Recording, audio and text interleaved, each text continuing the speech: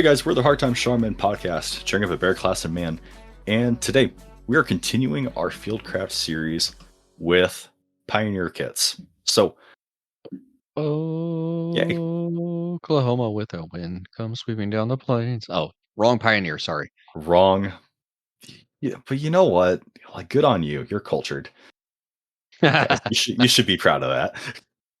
No, Pioneer kits. So I thought it was silly at first too, but at least when we were in the army, Pioneer kits was what was attached to our vehicles. It was basically our oh shit, we got stuck kit. Yeah. Not including our winches or tow straps. If you're buying the stuff yourself, you'll probably have winch tow straps, tire chains, dead man anchors, off-road jacks, all that nonsense. This is just hand tools, essentially. Yeah. Stuff to help you move some dirt or some brush or whatever, get your traction, get you back on the road. It's what Reference the for today. Pioneers would have had.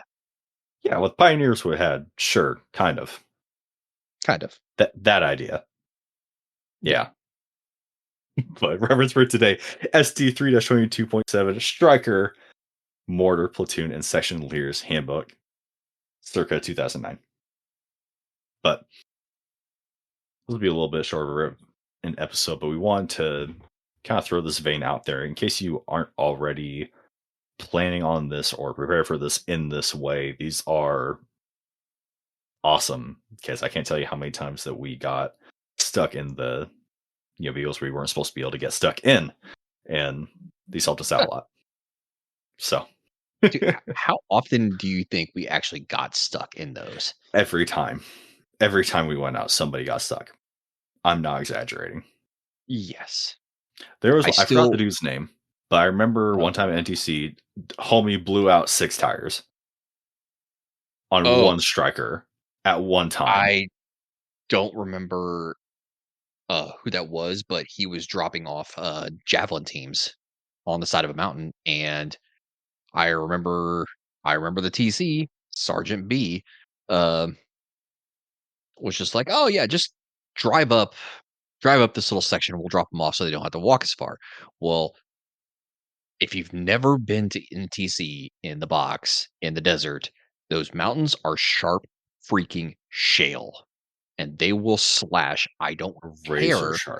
Razor sharp Don't shell. care what your tires are made out of. They will absolutely shred them. And that's exactly what happened. It shredded those tires and they came back on flat. And they were all gone. And if you're not in a vehicle, you'll take 7. Yeah. And down you go. You will go down, and it's hilarious. Oh, but yeah. I'll laugh. So I've also used these when, oh my gosh, like, do you know what? They're just called berms, yeah. When the engineers like built up something so that like enemy vehicles can get past. Yeah. It's like, yeah, I had LT like make me get out with a crippled hand, take the shovel, and like start beating out a berm wide enough for our striker to get through. Yeah, it was great. What? Loved that guy. Oh my god. Yeah, Oh, it was awesome. LTET?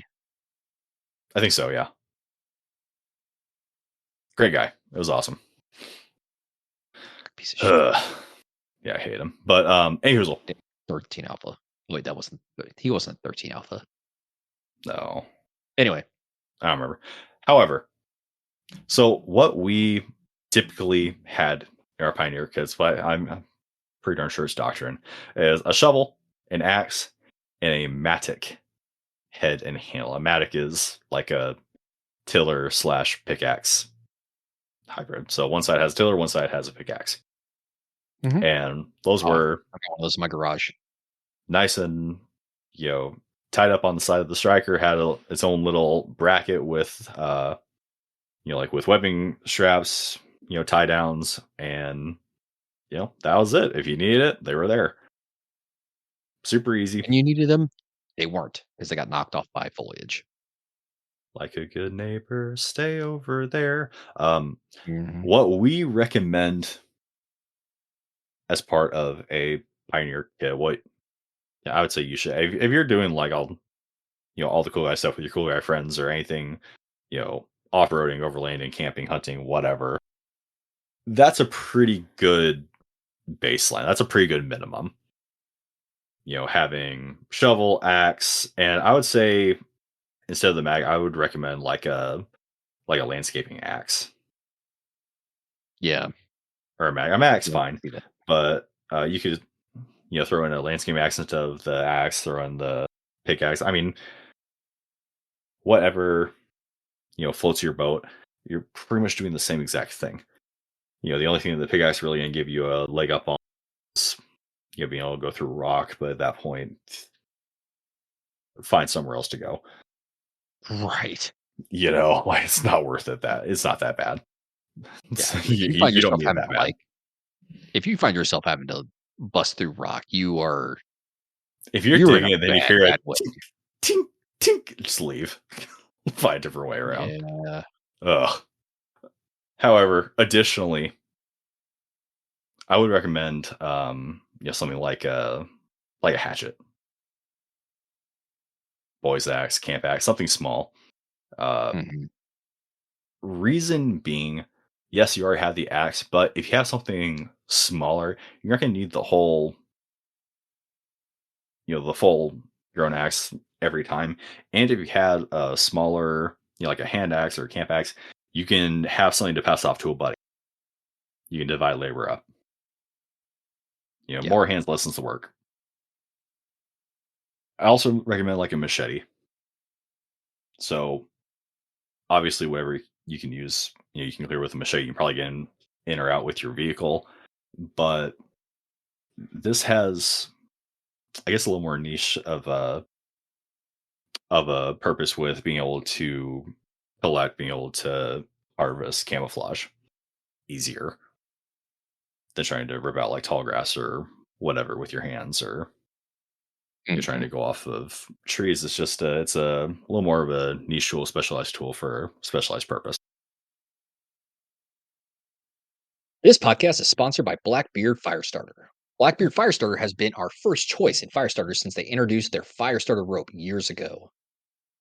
Blackbeard offers their fire starters, their fire plugs, arc lighters, ferro rods, stormproof matches, everything you need to get a fire started. Their products are made right here in the US, wind and waterproof, have an insane burn time. They're basically dummy proof. And to help you out, Blackbeard let us cherry pick from their store everything that we want, everything that we thought you needed to get a fire started, and we call it our Hard Time Strong Men Fire Kit. On top of that, they're also offering a 15% discount on anything in their store when you enter code STRONGMEN at checkout. We can't recommend Blackbeard enough. They stand behind their products, and so do we. Be sure to check them out at blackbeardfire.com and on Instagram at blackbeardfire. And as always, stay in the fight. Stay in the fight. Yeah, he's right though. With dividing up labor is definitely essential because you don't want to be doing all work yourself. Um, in addition to that, you can also use machete.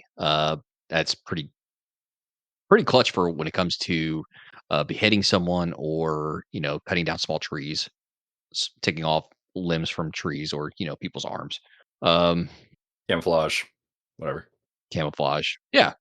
Uh, folding saws are great for pioneer tools. Probably one of the essentials that I would say you definitely need in your kit because I mean, if you can't carry an axe, a folding saw is just as good. It'll take you a Well, I mean, little bit more time, but dude, like a silky, dang, these are awesome. Yes. like 12-inch, like those things are freaking monsters, like Yes. butter. And I'd Yes. honestly rather have a folding saw get through. See, imagine like 4 or 6 inch, limb. If that's going across, Mhm. if it's still attached to the row wherever you're trying to go, like yeah, you could get through with an axe, but way, way more efficient to use a saw. Yes. Absolutely. Also, you can never go wrong with having a crowbar or wrecker bar or pry bar in your kit as well. And I'll actually throw in having a bundle of rope, high tensile strength rope, or a really strong ratchet strap because you can do anything with those. Whether you get your Mm, vehicle stuck or, you need to, say, pull down a tree or tow someone. Like, it's 3 examples of just yeah. the limitless possibilities that you can do. That you can bundle stuff like, oh god, I love ratchet straps. Mm. Well, the crow. So going back to the crowbar, record bar. I mean, those other parts of the kit, that's mainly for like woodland for type areas, but there's no guarantee you're always going to be in the woods. Right, That's a right. whole, urban city. That's the whole spectrum that we're not thinking of there, and that's where those really shine. And we talked about rope or chain or rat straps more in the like vehicle to vehicle type kits that aren't included in the Pioneer kit. But I will say Mhm. a solid off road jack, like Yes. the leverage you can get on that thing with some rope. Mhm. You talk about moving stuff, dude. Like Uh-huh. money, absolutely. Yes. Especially like all a bunch of off road vehicles I've seen have like the the mount for their off road jack and whatever else, Right. where you can get to stuff super quick. Like those are just super cool piece of kit. Mhm. Absolutely. Oh god, that's And awesome. also not listed 5 to 10 pounds of tannerite when it just won't budge. When you absolutely need to move When that MRE that hasn't gone through yet. you know what else too besides tannerite, if you can't fry it or move it or cut it, you can always melt it. Yeah. Keep some thermite in your kit. So that's actually way more handy than people might think. I, I, Way more handy. have you seen the torches? I don't think Mhm. it's thermite, but those like extremely high temperature torches that'll just cut through chain or wire or Yeah. whatever. Yeah, Give they're me 10 of those. oh god, Like they're I will find a basically what? problem. I will make a problem so that I can fix it. Like those things are just cool. Those are not quite acetylene torches. Those are, those plasma torches? I don't Handheld know. It's plasma torches? self-contained. It's Yeah. self-contained. That's what gets me because it's essentially a flare, but it's I don't know, dude. They're freaking cool though. I think it's a plasma cutter. I'm waiting for IWA to drop those. Dude, they have so much awesome stuff. Check out IWA. I love those guys. Cool. Anyways, you have anything else for Pioneer kits?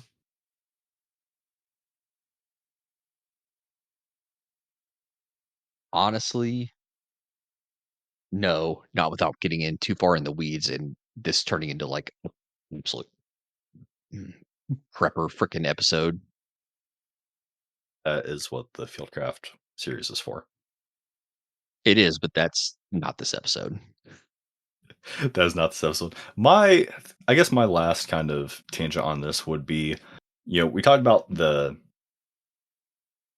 tools that we recommend you have, but the kind of tools, like how you make up those tools, really matters too, and how you take care of those, right? So you're going to find, or you can make all sorts of different mounts, whether that's on the side, top, bottom of your vehicle.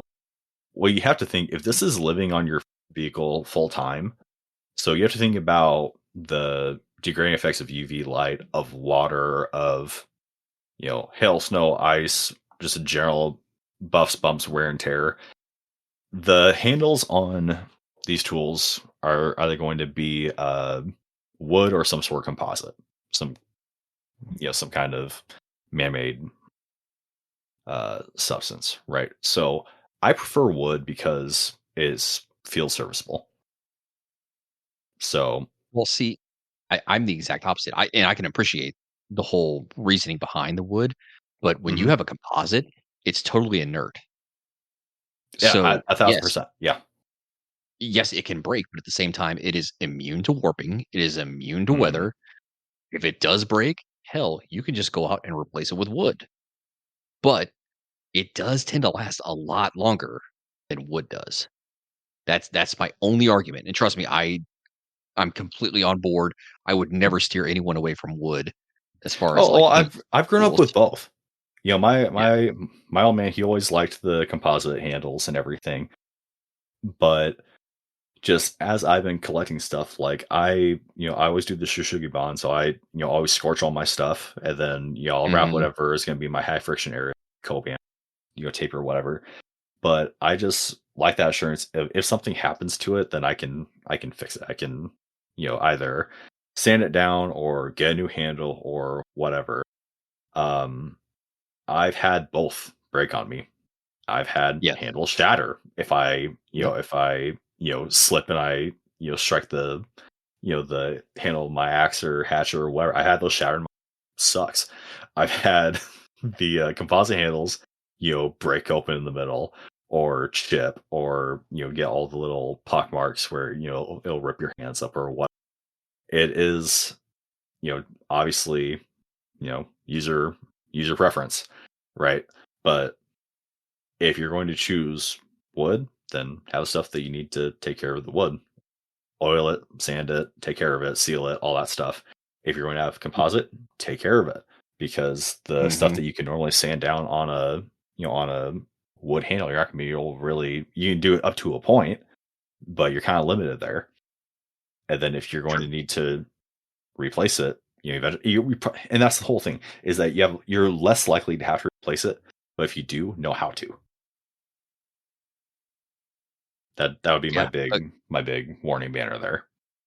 Agreed. So, when you've had stuff like splinter and break, have you ever had the head of an axe shatter off and just take off across the area like a freaking detent spring?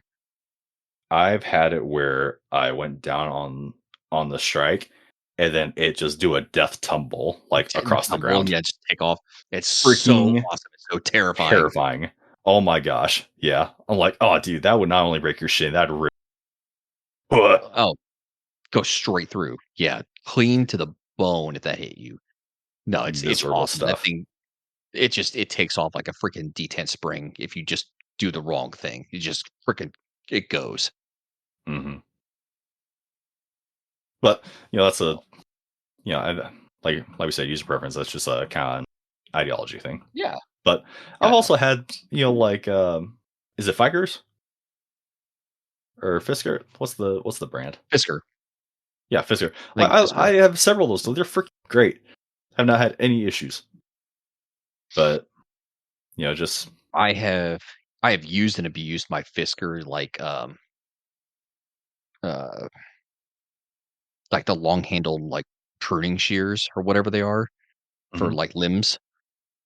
I, I have used and abused those so bad that like the main cutting blade is like dented and slightly bent over because of nice, how many limbs I've had to cut off thanks to like that nice, hurricane. Yeah. love it. But Well, yeah, I guys, mean Fisker's a great entry level tool. yeah, absolutely. And if you're depending on where you're at, it just depends on where you're looking at in a wood tool, right? Mhm. So the kind of wood it is, make sure warped or whatever, um, the wedges that they use, at the tool, preferably a circular wedge is, excellent. Um, and then just make sure to get off that freaking lacquer as soon as you can, Ugh, because that'll rip yeah. your hands up. But anyways, we already did an episode on that. But guys, that's That all we we have. had for you today. We talked about uh Pioneer kits, what we have in our kits, what we have when we were in the army, what we recommend that you change. It's a once again it's a we got stuck kit. So if you have it, you're helping yourself out. If you don't, that's on you. So you have anything else, man? I do not. Awesome, guys. We are the Hard Time Strongman podcast.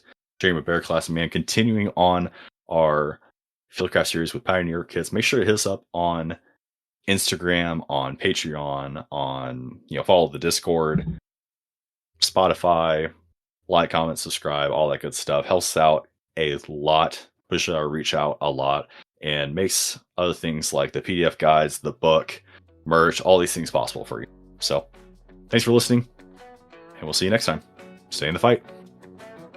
Stay in the fight.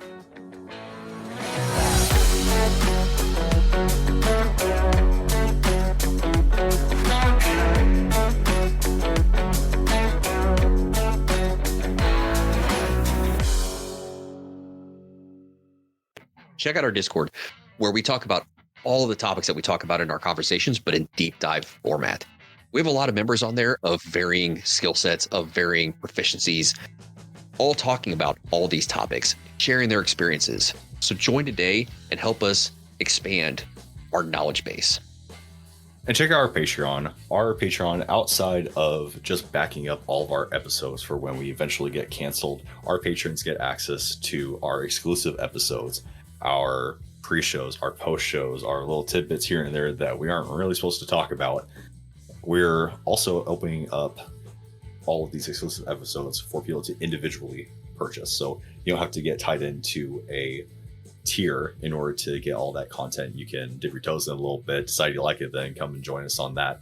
We're having exclusive conversations, and along with the Discord, we are just building that community, building that skill set, that mastery, these proficiencies.